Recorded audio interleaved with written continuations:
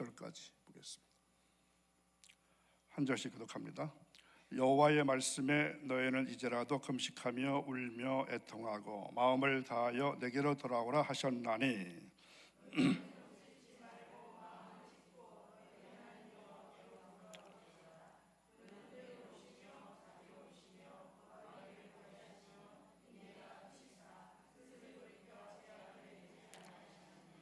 주께서 혹시 마음과 뜻을 돌이키시고 그 뒤에 복을 내리사 너희 하나님 여호와께 소제와 전제를 드리게 하지 아니하실는지 누가 알겠느냐?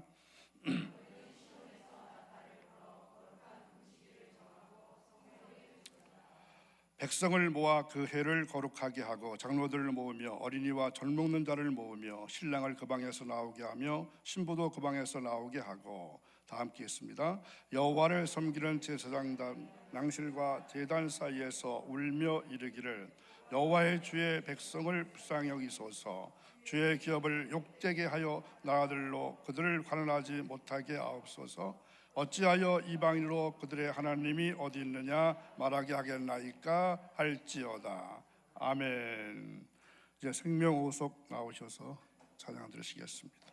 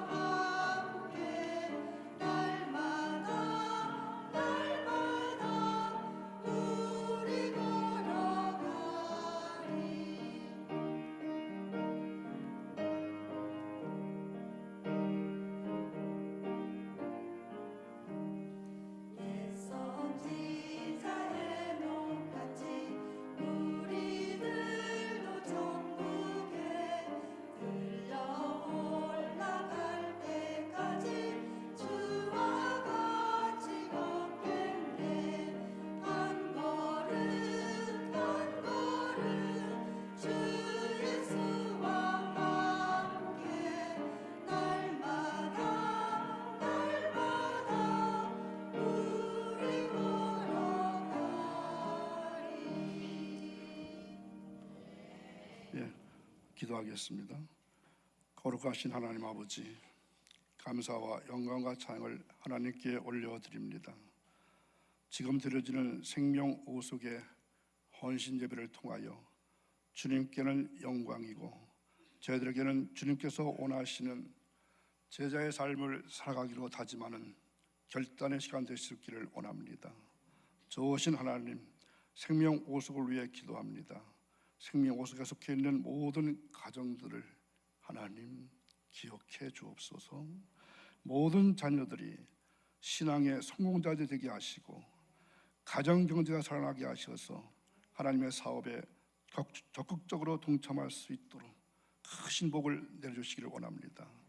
특히 모든 속도원들이 합심해서 영혼 구원을 위해서 최선을 다하게 하시고 속해 나오는 영혼들을 위로해 주셔서 속해로 모일 때마다 모든 지체들이 쉼을 얻게 하시고 주님을 만나는 복된 예배가 끊임없이 이어지게 하옵소서. 속도원들을 위해서 날마다 기도하며 애쓰며 간구하는 인도자와 속도원들을 위로해 주시고 저들의 수고를 기억해 주옵소서. 감사드리며 예수님의 이름으로 기도하옵나이다. 아멘.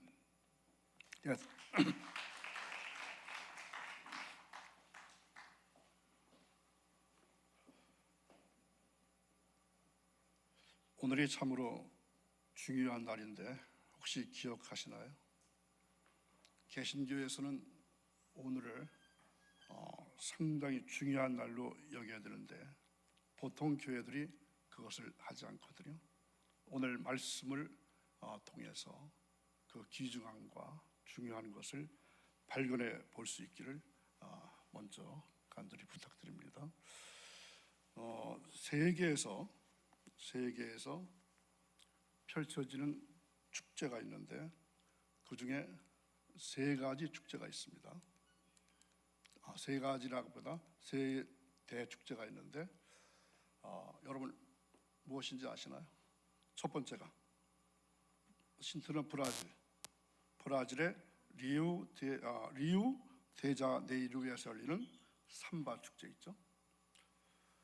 그 다음에는요, 두 번째는 옥토버 페스트, 어딜까요? 독일의 맥주 축제. 또 하나 일본의 삿포로 눈 축제입니다. 이렇게 세 가운데서 열리는 축제를 보통 세계 3대 축제 이렇게 말합니다. 그 중에서 남아메리카를 대표하는 축제 중에 하나인 리우 카니발의 축제 기간은 금욕 기간인 사순절을 앞둔 매년 2월 말부터 3월 초까지의 여름에 4 내지 5일 동안 개최됩니다.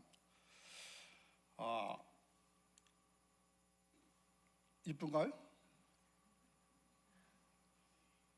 금년 삼바 축제 기간이 바로 지금입니다. 지난 3월 1일부터 9일 토요일까지 약 열흘간이죠.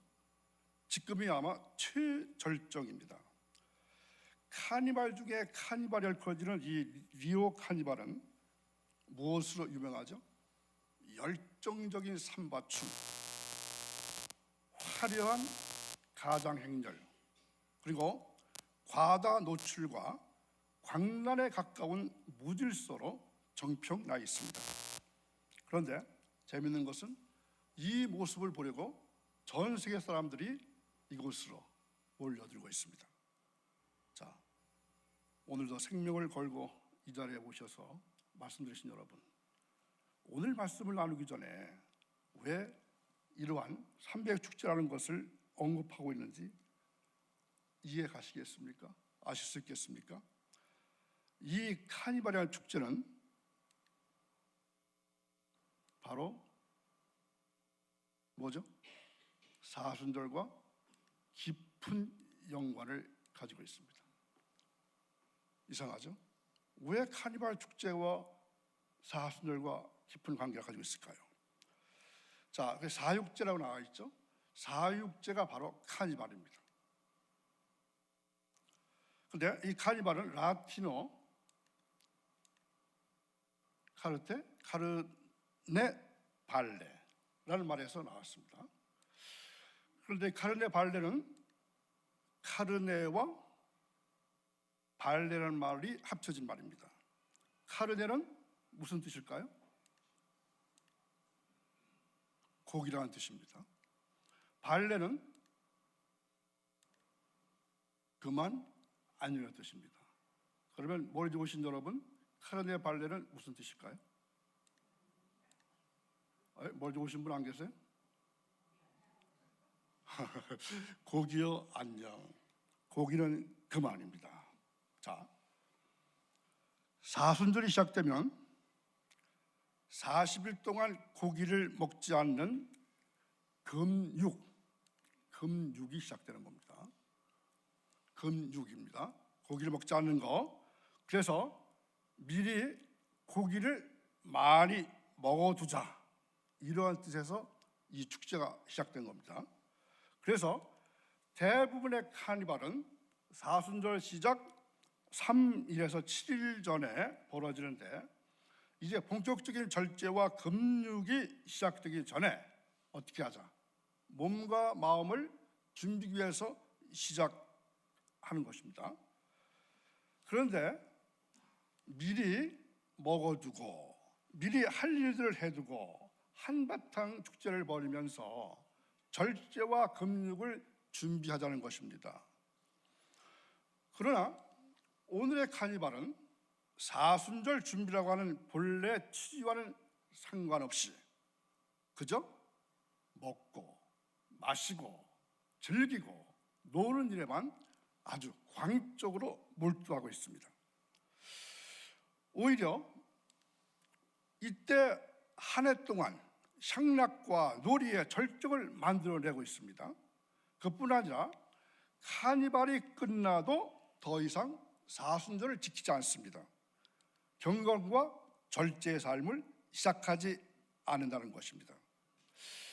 이와 비슷한 성경 말씀이 어디에 있을 것 같죠? 자, 마태복음 24장 38절에서 39절 말씀 보면은 함께 읽습니다. 홍수전에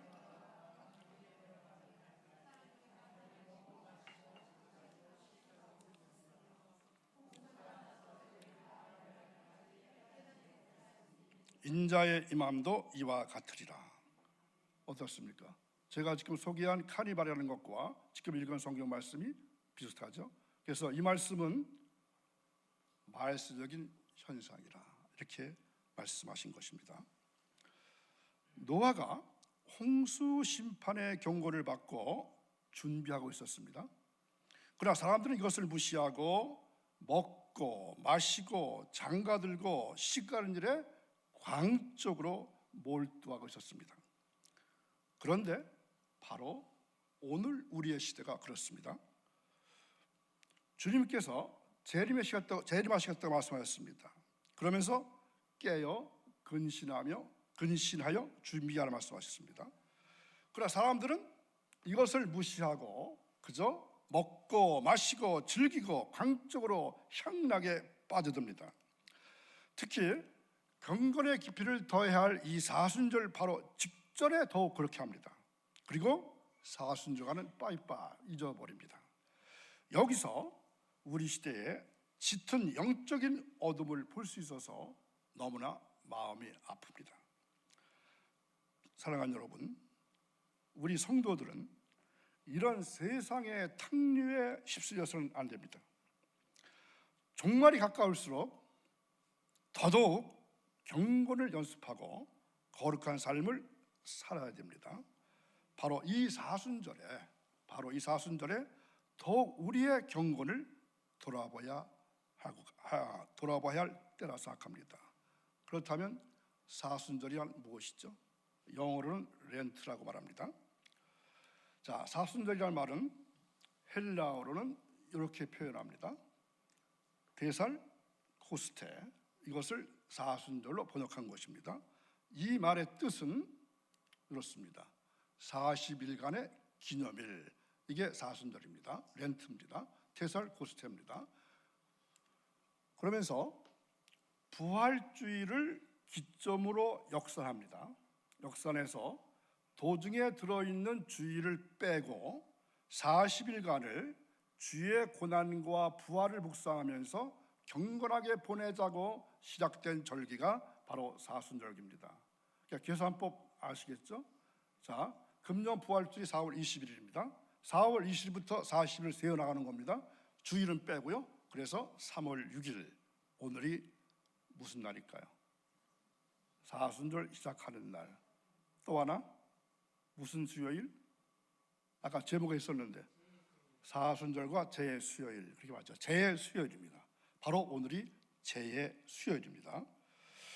자, 그러면 왜 하필이면 40일일까요? 왜 40일일까요?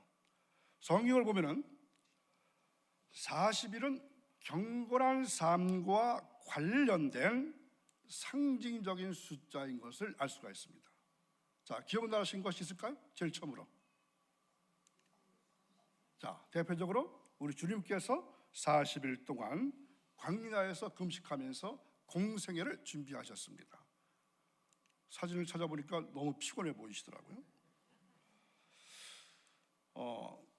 또한 모세도 40일간 시내산에서 금식하면서 하나님의 말씀을 받을 준비했고, 그 다음에 이스라엘 백성들은 가나안 땅에 들어가기 전에 40일이 아니라 40년을 광야에서 훈련받았고, 이렇게 40이라는 숫자는 하나님의 백성들의 경건을 상징하고 있습니다.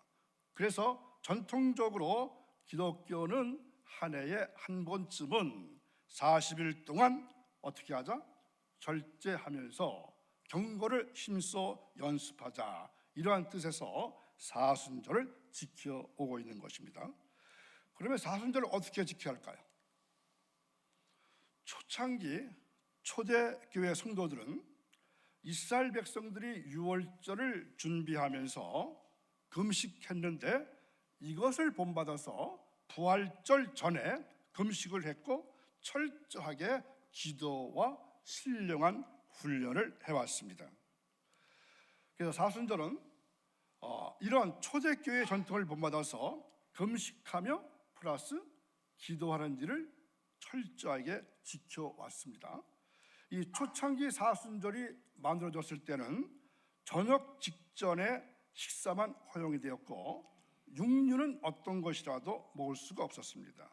그런데 이것이 14기에 와서 많이 완화되기 시작했는데, 이때에 정오의 식사와 그리고 간단한 저녁 식사만 허용이 되었습니다.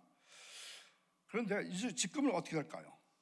이제는 금식 기도보다는 절식 기도, 이해가시죠? 금식보다는 먹긴 먹되 조금씩 덜 먹자, 그러면서 기도하자. 그리고 음주 가물을 삼갔고 연극 관람이나 연애 소설 읽는 것도 금했고 화려한 옷을 입는 것도 피했습니다. 물론 오늘 우리가 이러한 전통을 그대로 따를 수도 없을 테고 따를 필요까지는 없습니다. 그러나 경건 생활을 위해서 두 가지는 지켰으면 좋을 것 같습니다. 자, 어떤 것일까요? 어떤 것을 지키면 좋을 것 같을까요? 하나는 절제입니다. 자, 고기는 먹되, 초창기 기독교인들은 고기를 안 먹었지만 우리는 먹되, 어떻게 먹자? 욕망의 노예까지는 되지 말자. 그리고 적당히 쉬고 재창조를 위한 문해생활을 하되 향락과 즐기고자 하는 욕망에 빠지지를 말자. 그리고 무엇인가 사로잡혀서 하나님 앞으로 나가지 못하는 일에 없게 하자. 그리고 우리의 영이 육의 굴레에 사로잡혀서 자유를 잃지 말자. 이렇게 절제하자 하는 말씀을 드리고 싶고요. 다른 하나는 말할 것도 없이 기도입니다. 하나님 앞으로 나아가자는 것입니다. 하나님과의 영적 만남을 갖자는 것입니다. 세상사에 쫓겨서 중단되었던 기도를 회복하자는 것입니다. 영적인 나태함으로 약해진 기도를 회복하자는 것입니다. 그리고 주님과의 만남으로 우리의 영이 더 강건해지게 하자는 것입니다. 그래서 이런 모습을 좀 많이 보여주면 좋을 것 같습니다. 사랑하는 여러분, 이 사순절 기간 절제의 삶을 사시기 바랍니다. 그리고 더욱더 기도에 힘쓰시기를 바랍니다. 그러면 사순절의 메시지는 뭘까요? 오늘 읽은 말씀 요엘서 2장 15절 말씀을 한 목소리로 다시 한번 읽습니다. 너희는 시온에서 나팔을 불어 거룩한 금식을 정하고 성회를 소집하라. 백성을 모아 그 모임을 거룩하게 하고 장로들을 모으며 어린이와 젖 먹는 자를 모으며 신랑을 그 방에서 나오게 하며 신부도 그 신방에서 나오게 하고. 여러분 이 말씀을 읽으시면서 느끼신 게 없으신가요? 결혼한 신랑과 신부는 기뻐해야 할 텐데 신랑과 신부까지도 그 신방에서 나오라니 어떻습니까? 특별한 모임에 참여하라고 하니까 신명기에 보면은 갓 결혼한 새 신랑은 결혼한 지 1년 동안은 모든 의무에서 면제해 줬거든요. 자, 신명기 24장 5절을 보겠습니다. 함께 읽습니다. 사람이 새로이 아내를 맞이하였으면 그를 군대로 내보내지 말 것이요 아무 직무도 그에게 맡기지 말 것이며 그는 1년 동안 한가하게 집에 있으면서 그가 맞이한 그렇죠. 지금 말씀과 요엘서에 나오는 말씀하고 배치되죠. 이 이유는 뭘까요? 갓 결혼한 신랑 신부를 잘 돌보라는 하나님의 크신 배려와 사랑이라고 했는데 요엘서의 말씀은 무엇입니까? 갓 결혼한 신랑도 나오고 신부도 나오고 어린아이도 나오고 저목이도 나오고 다 나오라는데 그 이유는 죄를 회개하는 것에는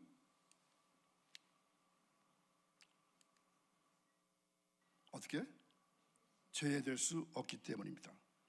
어느 누구도 어린아이조차도 갓 결혼한 사람들도 빠져서는 안 되는 성회에서 민족적인 회개의 부름에 참여해야 되기 때문입니다. 아멘. 하나님께서 이스라엘 백성들에게 평소와는 다른 아주 특별한 모임을 요구하셨습니다. 하나님께 돌아올 특별한 계기를 마련하는 것입니다. 오늘 사순절이 바로 그렇습니다. 우리가 하나님께로 돌아올 특별한 계기가 되어야 합니다. 하나님께 더 가까이 나아갈 특별한 계기가 되어야 합니다.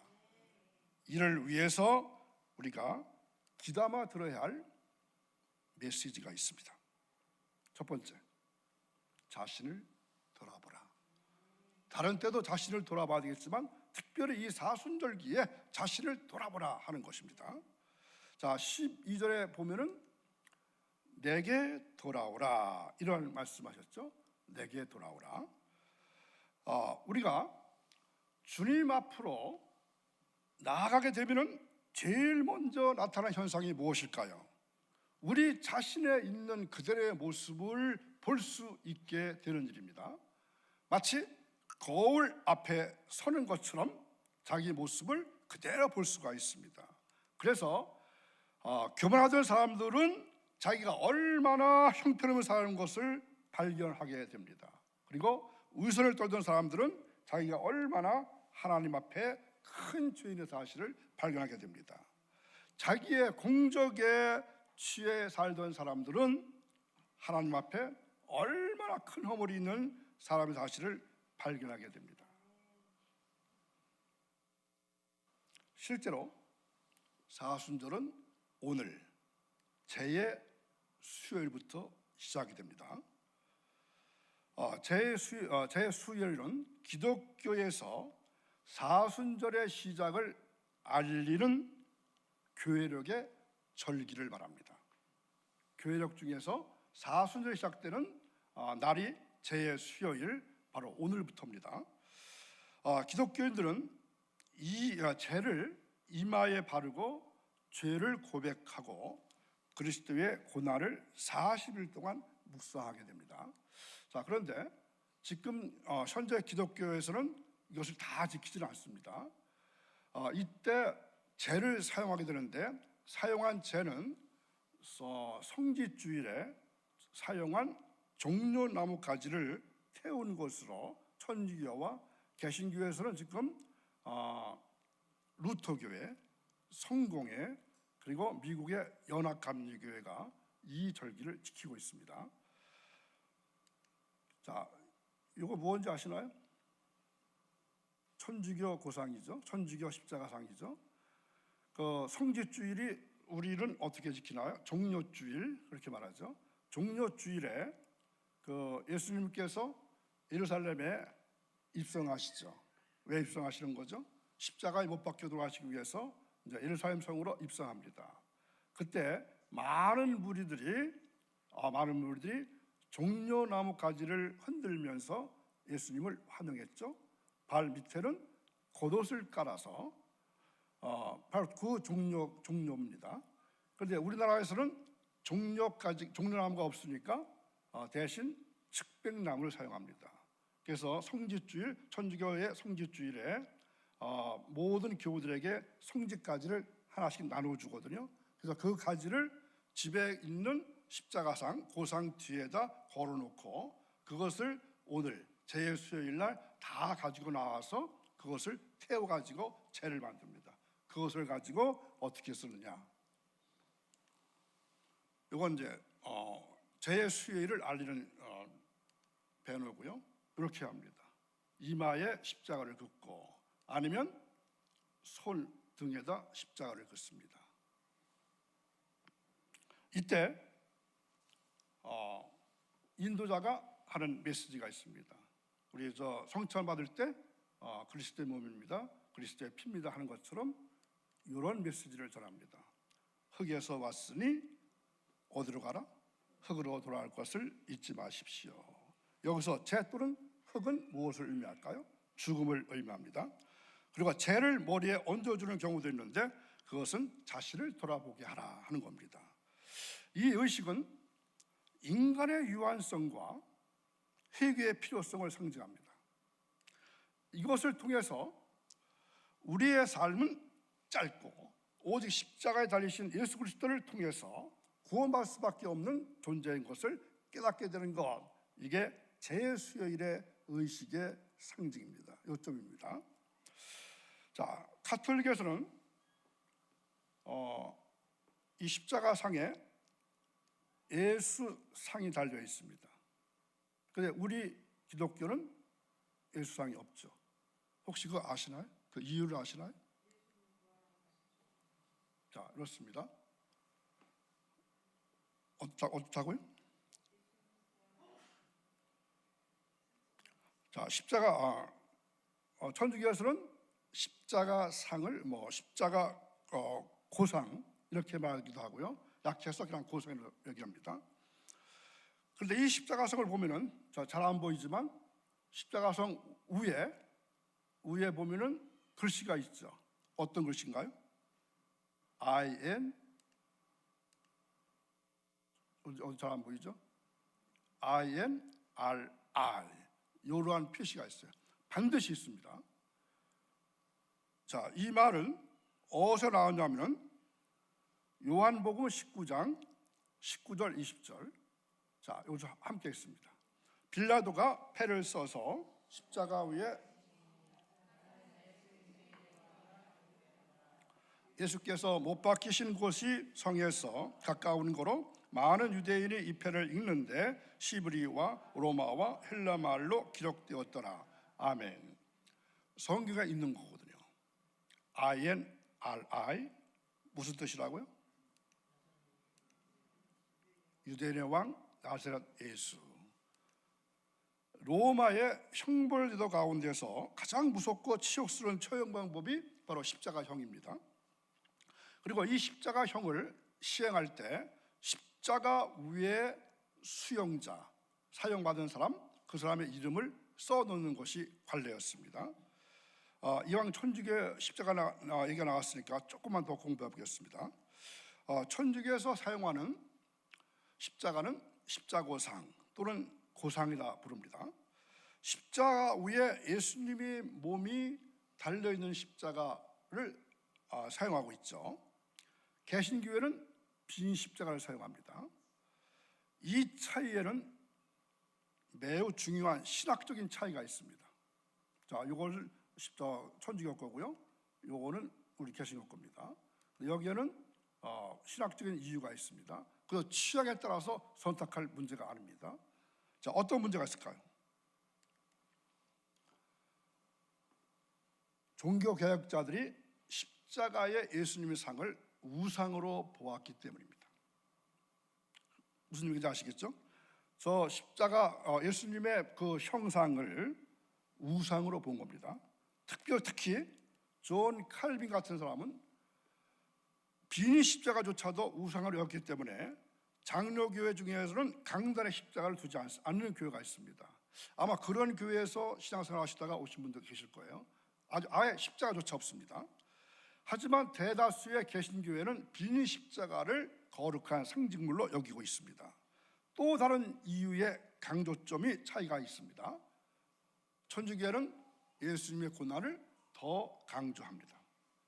그래서 천주교에 가보면 이 양쪽 벽에 7개의 예수님 모습이 있는데 그 골고다 언덕에 십자가를 지시고 올라가시는 모양이 있죠. 그게 14번 사건이 벌어지죠. 그것을 14처. 그래서 이 사순절 기간 동안에 그 사람들은 그 앞에 사건 하나 가서 기도를 합니다. 말씀을 읽고 기도하면서 14처소를 돌거든요. 예수님의 고난을 다 강조하고 개신교회는 무엇을 더 강조한다? 예수님의 부활을 더 강조한다. 요만 오늘 아시면은 말씀에 상당한 도움이 될 것입니다.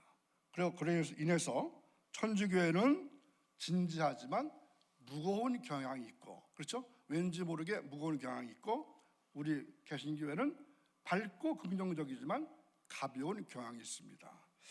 그래서 사실은 양쪽 다 서로에게 배우고 보완할 필요가 있습니다. 그래서 개신교인들은 강단에 걸려있는 저 빈 십자가를 볼 때마다 물어야 할 것이 있습니다. 십자가 달리셨던 주님은 어디 계십니까? 자, 십자가 달리셨던 주님은 어디 계시죠? 네? 하나님 보좌 우편에 올라가셨죠. 맞습니까? 좋은 대답입니다. 사도신경에 나와 있습니다. 그러나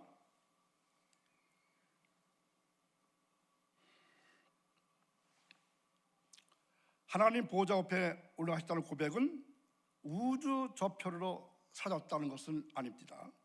인간의 몸을 입으셨던 주님께서 다시 하나님의 아들의 상태로 돌아갔다, 그런 의미입니다. 이거 분명히 아시기 바랍니다. 인간의 몸을 입으셨던 주님께서 다시 어디로 가셨다? 하나님의 아들의 상태로 돌아가셨다. 그래서 부활하셔서 하나님의 보좌 우편에 앉아 계신 주님은 성령을 통하여 어디 계십니까? 우리 가운데 계신 것입니다.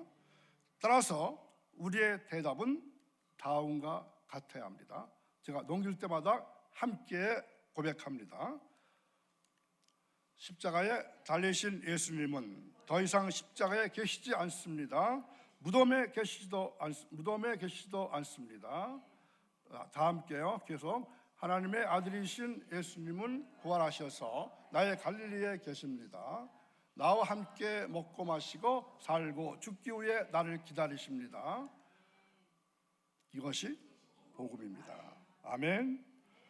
예수 그리스도 안에서 창조주 하나님을 만나고 두려워 떠는 것, 거룩하신 하나님 앞에서 우리 자신의 죄성에 눈뜨는 것, 그 죄의 심각성과 죄로 인한 진노로 인해 무너져 우는 것, 주님께서 십자가에서 우리 죄를 감당하고 돌아가셨음을 믿고 감사함으로 기뻐하는 것, 그리고 부활의 소식을 믿고 새로운 세상에 눈뜨고 주님과 함께 새로운 인생을 사는 것, 이것이 뭘까요? 복음입니다. 그리고 그렇게 복음을 살아가는 것이 곧 구원입니다. 위에서 잠시 언급했지만 죄로 상징되는 사순절의 영적 의미는 두 가지로 볼 수가 있습니다. 그 두 가지는 죄를 바를 의식에서 집례가 있는 성경 말씀에 나타나 있습니다. 창세기 3장 19절, 너는 흙이니 흙으로 돌아갈지니라. 이 말씀은 우리 자신이 어떤 존재인지를 분명하게 깨닫게 해줍니다. 바로 흙일 뿐이라는 것입니다. 사순절을 시작하면서 우리는 우리 자신이 흙임을 뼈저리게 깨닫으시기 바랍니다. 우리가 사순절을 시작하면서 흙이라는 사실을 깨닫고 흙으로 살기로 다짐해야 합니다. 흙이면서도 흙이 아닌 것처럼 살다가 결국에 어디 가서야? 죽어서야 흙이 되지 말아야 합니다. 두 번째 말씀은 마가복음 1장 15절입니다. 회개하고 복음을 믿으라. 아멘. 회개하고 복음을 믿는 것, 사실 하나님 앞에서는 죄를 얼마나 많이 지었나 아니면 적게 지었느냐, 이것은 그렇게 중요하지 않습니다. 정말로 중요한 것은 하나님 앞에서 지은 죄에 대해서 얼마나 처절하게 인정하느냐, 그리고 얼마나 깊이 회개하느냐 하는 것입니다. 사순절을 보내면서 우리는 눈에 들어있는 들보는 물론이고 작은 티라도 찾아내어서 회개할 수 있기 바랍니다. 그렇습니다. 우리가 하나님 앞에 있지 않으면 우리 자신이 누군지를 잊어버리게 됩니다. 남의 눈에 티는 보면서 자기 눈에 들보는 보지 못하게 됩니다. 나 자신을 바로 보지 못하게 됩니다. 그러나 우리가 하나님 앞으로 돌아가면 거울 앞에 서는 것과 같은 것입니다. 그래서 우리의 있는 모습 그대로를 볼 수 있고 깨달을 수 있게 됩니다. 러시아의 문호 톨스토이는 진정한 사냥가 되려면 세 군데를 갔다 와야 된다고 합니다. 자, 어딜까요? 첫째는 군대, 둘째는 병원, 2번 하나는 뭘까요? 여기는 가지 말길 바랍니다. 그런데 이 세 곳에 공통점이 있어요. 우리 자신을 새롭게 볼 수 있다는 것입니다. 여러분 아들들이 장성해서 군대에 가죠. 군대 가게 되죠. 그러면 뭘 알게 될까요?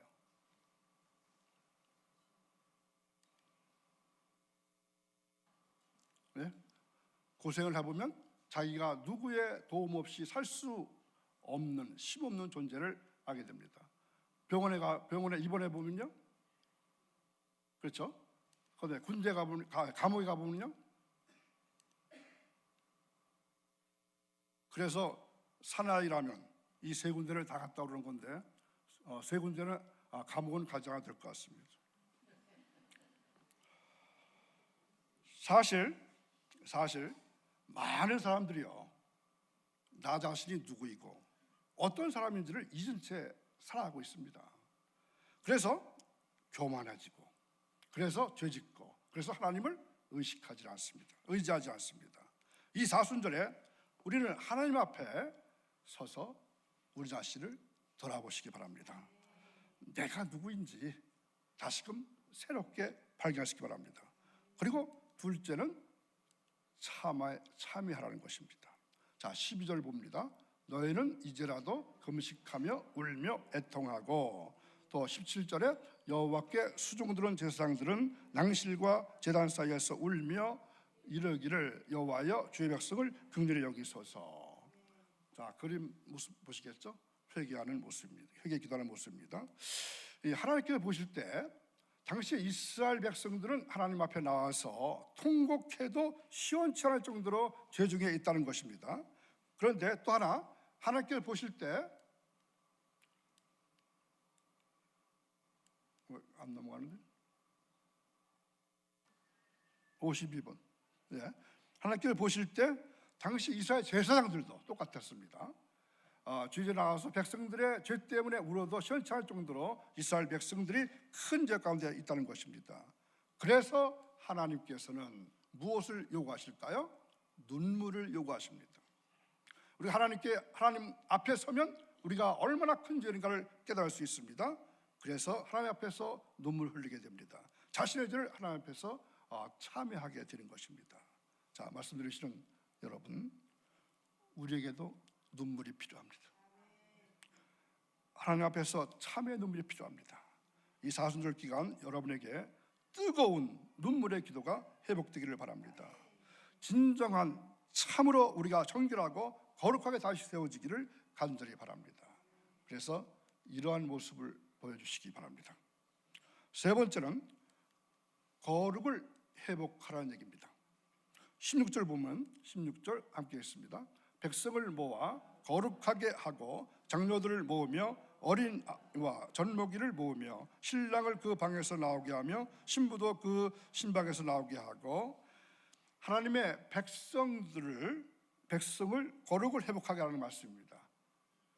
하나님께서 우리 백성들에게 공통적으로 명하는 말씀이 무엇일까요? 내가 거룩하니 너희도 거룩하라. 거룩하는 뜻이 뭘까요? 구별되라, 구별하라, 구별되라. 하나님께서 타락하고 패역한 이 세상과 철저하게 구별되셨듯이 이제 하나님의 백성이 된 사람들은 이 세상 사람들과 구별하라, 구별되라. 다른 말로 거룩은, 처음 들어보셨죠? 하나님과는 가까워지고 세상과 마귀하고는 멀어지는 거, 이게 거룩입니다. 그거 기억하시기 바랍니다. 저 초신자들이 또는 예수 믿지 않은 사람들이 너희들을 맨날 거룩하라고 하는데, 거룩이 무슨 뜻이야? 처음에는 구별되는 것이고, 또 요거 하나님과는 가까워지고 세상과 마귀하고는 멀어지는 것입니다. 그런데 우리가 거룩하게 되려면 두 가지가 필요합니다. 하나는 거룩에 대한 열망이 필요합니다. 우리 그리스도인들은 이 땅에 사는 동안에 거룩에 대한 열망을 가지고 살아야 합니다. 우리 그리스도인들이 이 열망을 이 땅에서 잃어버리면 하나님의 백성다운 삶을 살 수가 없습니다. 우리에게 주님처럼 살고 싶다는 간절한 열망, 우리 삶 속에서 주님의 향기를 날고 싶다는 간절한 열망, 이 열망이 사순절기에 회복되시기를 바랍니다. 다른 하나는 거룩한 삶을 위한 용기입니다. 자, 하나님 백성들은 대답을 잘해야 합니다. 어떤 대답을 잘해야 될까요? 하나님 앞에서는 뭐라고? Yes, 예. 그리고 이 세상과 마귀 앞에서는 안 돼, no를 잘해야 합니다. 이게 반대가 되면 큰일입니다. 이 세상이 유혹합니다. 부정부패를 저지르라고 욕합니다. 이때 우리가 no라고 할 수 있어야 합니다. 음란한 자리로 나아가자고 합니다. 이때도 no. 거짓을 말하라고 합니다. 이때도 no. 그런데 이렇게 답을 하기 위해서는 뭐가 필요하죠? 용기가 필요합니다. 사람들에게 따돌림을 받을 수 있습니다. 소리해 볼 수 있습니다. 때로는 핍박도 받습니다. 그러나 포기해서는 안 됩니다. 하나님께서 함께 하실 것이고 하나님께서 도와주실 것이고 무엇보다 하나님께서 이러한 대답을 기뻐하십니다. 자, 사랑하는 여러분, 이 사순절 기간에 거룩을 회복하시기를 바랍니다. 거룩에 대한 열망이 다시 불타오르기 바랍니다. 거룩에 대한 삶에 대한 용기가 다시 솟구치게 되기를 바랍니다. 2019년 사순절이 시작되었습니다. 이 사순절 기간 동안에 영적으로 잠들어 있던 심령이 깨어날 수 있기를 바랍니다. 하나님으로부터 멀어졌던 심령이 하나님께 가까이 다가갈 수 있기를 바랍니다. 그러기 위해서 제일 먼저는 어떻게 될까요? 나 자신, 여러분 자신을 돌아볼 수 있기를 바랍니다. 그리고 우리의 죄를 참회하시기 바랍니다. 우리 안의 거룩을 회복하시기 바랍니다. 여호와께로 돌아오시기를 바랍니다. 자, 그러면 사순절의 강단 색깔은 뭘까요? 나와 있죠? 이제 보라색, 자주색입니다. 오늘부터는 이 색깔로 바뀌어야 됩니다. 뜻을 볼까요? 우연과 존엄을 의미합니다. 이 색깔을 어느 계절에 또 썼죠? 대림절. 그래서 대림절을 겨울의 순환절 이렇게 말씀드렸죠. 대림절과 순환절은 상당히 관련이 있습니다. 그래서 이 대림절과 순환절에 죽을 수밖에 없는 인간들에게 회개할 수 있는 기회를 보여줌을 의미합니다. 그래서 참회를 상징합니다. 대강절, 사순절에 이 보라색을 사용합니다. 사랑하는 여러분, 오늘부터 우리는 사순절기를 살아가기 시작합니다. 마음을 찢으며 주님 앞에 설 수 있기를 바랍니다. 그리고 힘을 다해서 여호와께로 돌아오시기를 바랍니다.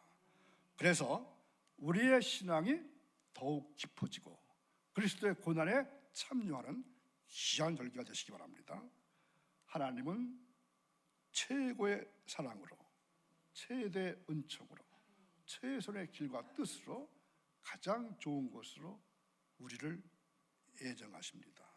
그리고 우리를 인도하십니다. 이러한 축복을 이 사순절 기간에 여러분 모두가 받으시기를 주님의 이름으로 축원합니다. 기도합니다. 거룩하신 하나님 아버지, 사순절을 절제하며 기도하며 보내게 하옵소서. 자신을 돌아보고 참여하며 거룩을 회복해 하옵소서. 하나님께서 준비하신 최고의 사랑, 최대의 은총, 최선의 길과 뜻에 애정된 삶을 살기 위해서 이 사순절 기간 동안 특히 경건 훈련에 최선을 다하게 하시고 남의 아픔까지도 되돌아볼 수 있는 그러한 귀한 절기가 되기를 간절히 원하며 예수님의 이름으로 기도하옵나이다. 아멘. 시간 함께 찬양하고 기도하도록 하겠습니다. 오늘 목사님 말씀 통해서 우리가 사순절에 대해서 다시 한번 생각해 보았는데요. 우리 여기 모인 우리 성도님들이 이 사순절 기간 우리가 절제하면서 하나님 앞에 믿음으로 나아가실 간절히 소망합니다.